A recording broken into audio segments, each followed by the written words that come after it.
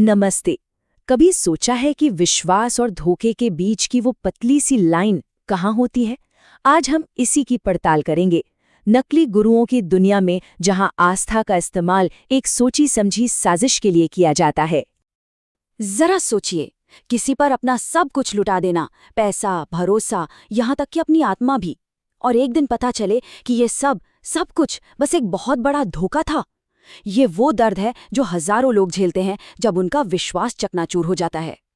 तो चलिए सबसे पहले समझते हैं इस दिव्य भ्रम को। आखिर ये तथाकथित गुरु अपने आसपास इतनी शक्ति और रहस्य का माहौल बनाते कैसे हैं? सच तो ये है कि इसके पीछे एक बहुत ही सोची समझी कैलकुलेटेड स्ट्रैटेजी होती है। तो ये पूरा जाल बुना कैसे जाता है? देखिए, सबसे पहले तो एक ऐसी इमेज बनाई जाती है जो एकदम जादुई लगे। फिर उन लोगों को ढूंढा जाता है जो भावनात्मक रूप से कमजोर हैं, जिन्हें किसी सहारे की तलाश है। और फिर शुरू होता है चमत्कारों का खेल, बड़े बड़े वादे, और बस यहीं से दिमाग पर काबू पाने का मकड़ जाल बुनना शुरू हो जाता है। लेकिन सवाल यह है कि ये जाल इतना मजबूत कैसे बन जाता है कि कोई इससे निकल ही नहीं पाता।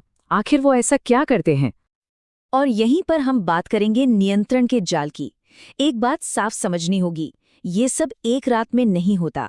नहीं, बिल्कुल नहीं। ये एक बहुत ही धीमी प्रक्रिया है जो धीरे धीरे किसी की जिंदगी के हर हिस्से पर कब्जा कर लेती है। इसका एक पूरा सिस्टम है, एक सीढ़ी की तरह। पहला कदम, आपको दुनिया से काटना, परिवार से, दोस्तों से, हर उस इंसान से जो सवाल उठा सकता है। दूसरा कदम, आपके विश्वास पर कब्जा, आपको यकीन दिलाना कि शक करना भी पाप है। जब ये हो जाता है, तब आता है तीसरा कदम, पैसा। अनुष्ठान के नाम पर, इलाज के नाम पर, हर चीज के लिए पैसा। और अगर किसी ने हिम्मत करके सवाल पूछ भी लिया, तो चौथा कदम है उसे डराकर, धमकाकर चुप करा देना। देखा, हर कदम दूसरे को और मजबूत करता है। पर जैसा कि हम जानते हैं, हर भ्रम कभी न कभी तो टूटता है। और जब ये टूटता है तो क्या होता है? इसके अंजाम कितने भयानक हो सकते हैं। अब हम कुछ असली मामलों पर नजर डालेंगे। ये वो कहानियां हैं जो दिखाती हैं कि इस धोखे की असली कीमत क्या होती है। स्क्रीन पर इस नंबर को देखिए, 14 करोड़ रुपए। और ये सिर्फ एक इंसान की कहानी है। जी हाँ, 14 करोड़ रुपए। ये रकम पुणे के एक टेक प्रोफेशनल से ठगी गई थी। सालों तक कुंडलिनी जागरण और चमत्कारी इलाज के झूठे वादे किए गए, और नतीजा, एक इंसान की जिंदगी भर की कमाई और उसका भरोसा दोनों ही लुट गए। और देखिए, ये धोखेबाज अब और भी एडवांस हो गए हैं।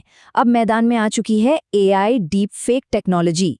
मतलब ऐसी तकनीक जो इतने असली नकली वीडियो और ऑडियो बना सकती है कि सच और झूठ का फर्क करना लगभग नामुमकिन हो जाए। और इसका इस्तेमाल शुरू भी हो चुका है। पता है क्या हुआ? स्कैमर्स ने आध्यात्मिक गुरु, सद्गुरु के एआई डीप फेक वीडियो बना डाले और इन नकली वीडियो का इस्तेमाल करके उनके फॉलोअर्स को करोड़ों की फर्जी ट्रेडिंग स्कीम में फंसा लिया। सोचिए, टेक्नोलॉजी का कितना खतरनाक इस्तेमाल है ये। लेकिन ये सिर्फ पैसे की बात नहीं है। मामला इससे कहीं ज्यादा गंभीर हो सकता है। आसाराम बापू और नारायण साई जैसे नाम हमें ये याद दिलाते हैं कि इस आध्यात्मिक चोले के पीछे यौन शोषण और हत्या की साजिश जैसे घिनौने अपराध भी छिपे हो सकते हैं। तो सवाल ये उठता है कि जब खतरे इतने साफ हैं, सब कुछ सामने है, तो फिर भी ये घोटाले फलते फूलते क्यों रहते हैं? क्या गड़बड़ है? असल में इसका जवाब किसी एक इंसान में नहीं, बल्कि हमारे पूरे सिस्टम में है। तो चलिए अब उन वजहों को समझते हैं जो इन धोखेबाजों को इतनी आसानी से अपना काम करने देती हैं। ये एक ऐसा सिस्टम है जो धोखे को पनपने का मौका देता है। तो ये सब चलता क्यों रहता है? इसकी कई परतें हैं। सबसे पहली बात तो है समाज का डर। ज्यादातर पीड़ित बदनामी के डर से चुप रह जाते हैं। दूसरा, इन आश्रमों और संस्थाओं में जो करोड़ों का चढ़ावा आता है, उसकी कोई ठीक से जांच ही नहीं होती। और शायद सबसे बड़ी वजह, इनका पॉलिटिकल कनेक्शन। बड़े बड़े नेताओं से जान पहचान इन्हें कानून से बचा लेती है। इन सब वजहों से पीड़ितों के लिए इंसाफ पाना एक बहुत ही मुश्किल लड़ाई बन जाती है। तो फिर ऐसे में खुद को कैसे बचाया जाए? इसका सबसे बड़ा हथियार है जागरूकता। चलिए कुछ आसान और जरूरी बातों पर ध्यान देते हैं जो हमें इस जाल से बचा सकती हैं। देखिए, कुछ चीजें हमेशा याद रखनी चाहिए।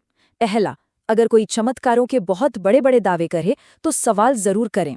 दूसरा, किसी को भी अपना गुरु मानने से पहले उनके बारे में अच्छी तरह से रिसर्च करें। तीसरा, अपने परिवार और दोस्तों से कभी नाता न तोड़ें। यही लोग आपकी सबसे बड़ी ताकत हैं।